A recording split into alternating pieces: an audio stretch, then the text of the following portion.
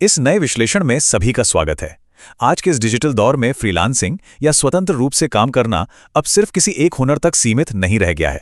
सच कहें तो आज एक सफल फ्रीलांसर बनने का मतलब है एक ही समय में कई बिल्कुल अलग-अलग कामों में माहिर होना। ये सिर्फ एक अच्छा डिजाइन बनाने या बेहतरीन कोडिंग करने की बात नहीं है, बल्कि एक साथ कई अलग-अलग भूमिकाएं निभाने की बात है। तो चलिए इस दिलचस्प सफर की शुरुआत करते हैं। ठीक है, तो चलिए इसमें गहराई से उतरते हैं। क्या एक अकेले इंसान के लिए अपनी क्रिएटिविटी, मार्केटिंग और टैक्स इन तीनों में एक साथ महारत हासिल करना वाकई मुमकिन है? जो भी अपना खुद का काम शुरू करता है उसके मन में ये सवाल जरूर आता है। अकेले काम करने वालों यानी सोलोप्रेन्योर्स के सामने सबसे बड़ी चुनौती यही होती है। एक तरफ शानदार काम करने का जुनून होता है तो दूसरी तरफ कड़े वित्तीय नियमों का पालन करने की टेंशन। ये सच में एक बेहद नाजुक संतुलन है। आज की इस चर्चा में हम इन्हीं अलग अलग भूमिकाओं को बारी बारी से समझेंगे। हमारा सफर शुरू होगा फ्रीलांस क्रिएटिव वर्कफ्लो से। फिर हम देखेंगे कि सेवाएं कैसे बनाई और बेची जाती हैं। उसके बाद मॉडर्न मार्केटिंग पर नजर डालेंगे और आखिर में सबसे पेचीदा विषय फ्रीलांस इनकम टैक्स को डिकोड करेंगे। तो आइए सबसे पहले बात करते हैं पहले भाग की, फ्रीलांस क्रिएटिव वर्कफ्लो। इसे हम क्रिएटर की टोपी पहनना भी कह सकते हैं, जो किसी भी स्वतंत्र पेशेवर के लिए सबसे बुनियादी काम है, यानी क्लाइंट को बेहतरीन सेवाएं देना। और ये बात बिल्कुल साफ हो जाती है कि सिर्फ क्रिएटिव होना ही काफी नहीं है। अकादमिक शोध भी यही बताते हैं कि एक बेहतरीन डिजाइन केवल सुंदर दिखने से नहीं बनता। ये दरअसल एक बहुत ही सुलझे हुए कम्युनिकेशन यानी संचार पर टिका होता है। ये क्लाइंट की सोच और डिजाइनर की जानकारी के बीच एक पुल का काम करता है। अगर इन दोनों के बीच सही तालमेल ना हो तो दुनिया की कोई भी कला असरदार नहीं हो सकती। इस पूरी डिजाइन प्रक्रिया को हम मुख्य रूप से 4 आसान चरणों में देख सकते हैं: client briefing, mood boarding, digital design और फीडबैक के साथ डिलीवरी। इसमें सबसे अहम कदम पहला ही है, क्लाइंट ब्रीफिंग। अगर शुरुआत में ही क्लाइंट से सही सवाल पूछ लिए जाएं और सारी जरूरतें साफ साफ समझ ली जाएं, तो बाद में होने वाले सिरदर्द और बार बार के बदलावों से आसानी से बचा जा सकता है। बेशक ये सफर इतना सीधा भी नहीं होता। आम फ्रीलांस चुनौतियों का सामना तो करना ही पड़ता है, जैसे अस्पष्ट क्लाइंट ब्रीफ, अवास्तविक समय सीमा, अनगिनत रिवीजन के दौर, सख्त बजट और क्रिएटिव ब्लॉक। क्लाइंट्स के अनगिनत रिवीजन वाली बात तो हम सबको पता ही है। कंप्यूटर पर फाइनल पक्का वाला फाइनल नाम के न जाने कितने फोल्डर बन जाते हैं। इसका सबसे सही और पेशेवर समाधान यही है कि काम शुरू करने से पहले ही रिवीजन की संख्या और काम के दायरे को लेकर स्पष्ट नीतियां तय कर ली जाएं। अब बात करते हैं दूसरे भाग की, सेवाएं बनाना और बेचना। अब क्रिएटर की टोपी को थोड़ा साइड में रखते हैं और सर्विस प्रोवाइडर यानी सेवा प्रदाता की भूमिका में आते हैं। आखिर एक डिजिटल क्रिएटर अपने हुनर को पैकेज करके बाजार में कैसे बेचता है, ये समझना बहुत दिलचस्प है।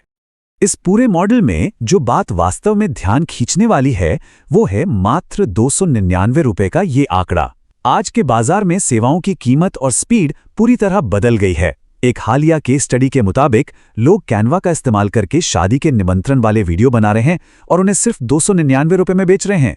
ये दिखाता है कि डिजिटल सेवाओं का बाजार किस तेजी से नया रूप ले रहा है। इसके पीछे का तर्क बहुत ही सीधा और स्मार्ट है। पहले से बने कैनवा टेम्पलेट का इस्तेमाल करना। इसके कई फायदे हैं। किसी तकनीकी ज्ञान की जरूरत नहीं होती, महंगे प्रो सब्सक्रिप्शन नहीं चाहिए, मोबाइल पर ही पूरी एडिटिंग हो जाती है और डिलीवरी का समय घटकर 1 घंटे से भी कम रह जाता है। जो काम पहले पूरा दिन लेता था वो अब मिनटों में हो रहा है। मकसद बहुत साफ है, कम कीमत पर ज्यादा से ज्यादा काम डिलीवर करना, ताकि ज्यादा वॉल्यूम के जरिए अच्छा मुनाफा कमाया जा सके। चलिए अब तीसरे हिस्से पर आते हैं, सोलोप्रेन्योर्स के लिए मॉडर्न मार्केटिंग। जाहिर है कोई भी सेवा तब तक नहीं बिकेगी जब तक लोगों को उसके बारे में पता ना हो।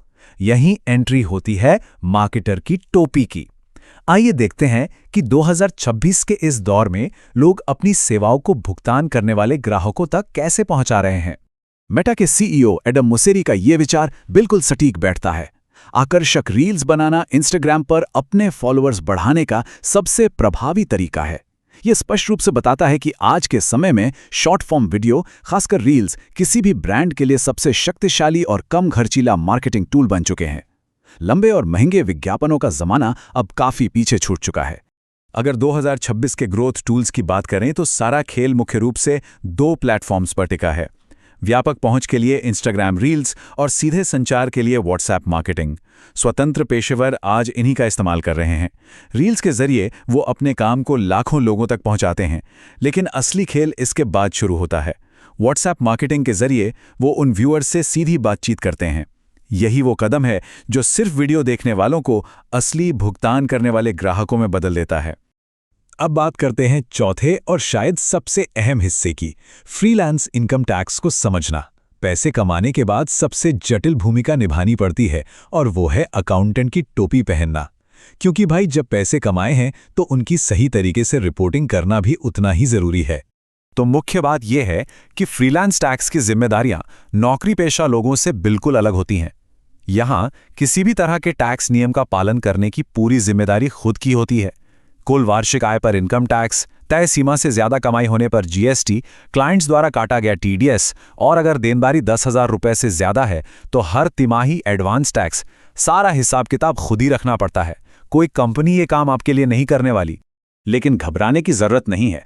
इन जटिलताओं को आसान बनाने के लिए भारतीय आयकर विभाग का एक बहुत ही शानदार नियम है, सेक्शन 44 ADA, यानी प्रिजम्प्टिव टैक्सेशन। ये योजना 75 लाख रुपए तक कमाने वाले पेशेवरों के लिए एक वरदान है। इसमें सीधे तौर पर कुल आय का 50% लाभ मान लिया जाता है, जिससे हर छोटे मोटे खर्चे का हिसाब रखने और विस्तृत बहीखाते बनाने का झंझट ही खत्म हो जाता है। ये समय और मेहनत दोनों की भारी बचत करता है। टैक्स भरते समय एक और बड़ा फैसला लेना होता है, पुरानी टैक्स व्यवस्था और नई टैक्स व्यवस्था के बीच चुनाव करना। अगर ATC जैसी उच्च कटौतियां या बड़े बीमा प्रीमियम मौजूद हैं तो पुरानी व्यवस्था काफ़ी फायदेमंद साबित होती है, लेकिन अगर किसी को ज़्यादा कागजी कार्रवाई से बचना है और बिना किसी झंझट के कम टैक्स दरों का लाभ उठाना है तो नई टैक्स व्यवस्था एकदम सरल और बेहतरीन विकल्प है। आइए देखते हैं कि ये गणित असल में कैसे काम करता है। मान लीजिए कि कोई फ्रीलांसर साल का 20 लाख रुपए कमाता है। सामान्य टैक्स नियमों में अगर उसके खर्चे 8 लाख रुपए हैं तो बचे हुए 12 लाख रुपए पर टैक्स लगेगा। लेकिन अगर वही व्यक्ति सेक्शन 44 ADA का इस्तेमाल करता है तो उसकी आय का सिर्फ 50% यानी सीधे 10 लाख रुपए ही टैक्सेबल माना जाएगा। 12 लाख से सीधे 10 लाख। इस तरह बिना किसी हेराफेरी के कानूनी रूप से टैक्स काफी कम हो जाता है। डिजिटल क्रिएटर्स के लिए कुछ और चौंकाने वाले उन्नत टैक्स नियम भी हैं जो अक्सर नजरअंदाज कर दिए जाते हैं। 20 लाख रुपए से ज्यादा टर्नओवर पर जीएसटी जरूरी है। सेक्शन 194J के तहत आमतौर पर 10% टीडीएस कटता है। लेकिन सबसे दिलचस्प बात यह है कि ब्रांड्स की तरफ से मिलने वाले मुफ्त उपहार और जो बार्टर डील्स होती हैं, यानी काम के बदले कोई सामान मिलना, उनका भी बाकायदा एक वित्तीय मूल्य आंका जाता है और वे पूरी तरह से टैक्स के दायरे में आती हैं। तो इस पूरी चर्चा से ये बात बिल्कुल शीशे की तरह साफ हो जाती है कि आज के दौर में फ्रीलांसिंग सिर्फ अपनी कला दिखाने का मंच नहीं है, बल्कि ये एक पूरा व्यवसाय चलाने जैसा है। अब सोचने वाली बात यह है कि क्रिएटिव वर्कफ्लो, मॉडर्न मार्केटिंग या फिर टैक्स मैनेजमेंट, आने वाले कल में कौन सी फ्रीलांस टोपी को सबसे बेहतर तरीके से पहनने की जरूरत है। यही फैसला भविष्य की सफलता का रास्ता तय करेगा।